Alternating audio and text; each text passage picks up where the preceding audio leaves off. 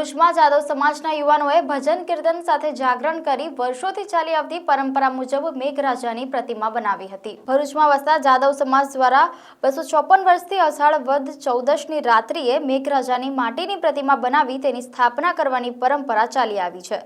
સમાજના યુવાનો નર્મદા નદીની પવિત્ર માટી લાવી એક જ રાતમાં મેઘરાજાની આશરે 5.5 ફૂટ ઊંચી અને 3 થી 4 ફૂટની પહોળાઈથી માનવ આકૃતિમાં મૂર્તિને 2 પગની પલાટી બનાવી બંને હાથ પગના ઘૂંટણ પર મૂકી ધ્યાન સ્થિતિમાં બનાવવામાં આવે છે।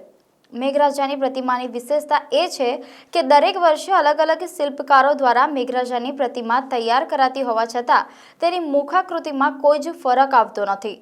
ત્યારે ગતરોજ પણ જાદવ સમાજના યુવાનોએ નર્મદા નદીની પવિત્ર માટી લાવી રાત્રિના ભજન કીર્તન કરીને મેઘરાજાની ધ્યાનાકર્ષક માટીની મનમોહક મૂર્તિ તૈયાર કરી તેની સ્થાપના કરી હતી।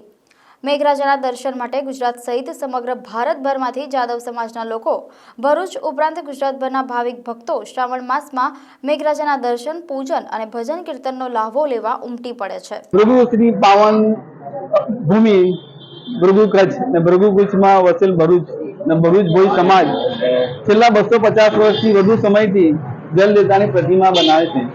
એવું કહેવાય છે 56 દુકાન આ 56 દુકાનની આગળનો 56 દુકાન જ્યારે પાણી માટે ખેડૂતો એવું કહેવાય છે ખેડૂતો જલદેવતા પાણી માટે પશુ પક્ષીઓ માણસો તરફડિયા મારી રહ્યા હતા।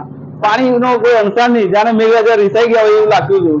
એવા સમયે અમારા સમાજના વડવાઓએ જલદેવતાની સ્થાપના કરવાનું વિચાર્યું હતું। ખૂબ ભજન કીર્તન કર્યા।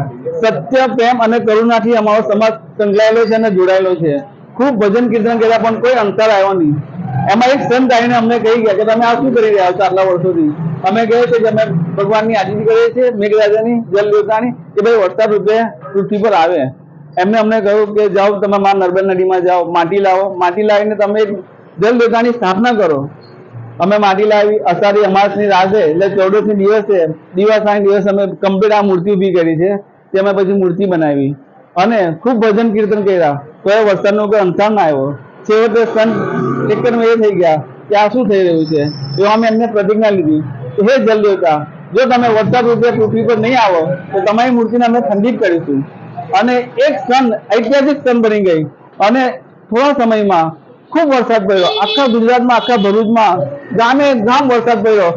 તે ટાઈમમાં નદી નાલાઓ સરોવર સર્જાઈ ગયા। ખેડૂતો પણ ખુશ ખુશાલ થઈ ગયા અને આજે પણ અત્યારે અમે મૂર્તિ બનાવી રહ્યા છીએ।